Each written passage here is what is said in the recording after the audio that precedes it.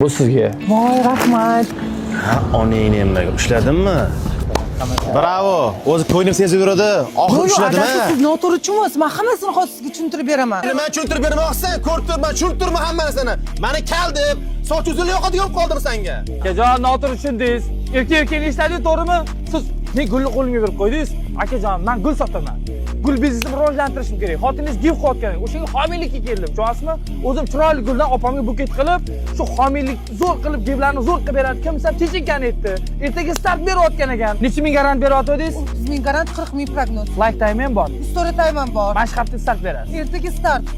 Pochcha, pulni berdim, gulni berdim. Menga ruxsat. Gulingizni op. Yo'q, kerak emas. Adasi noto'g'ri tushunmang.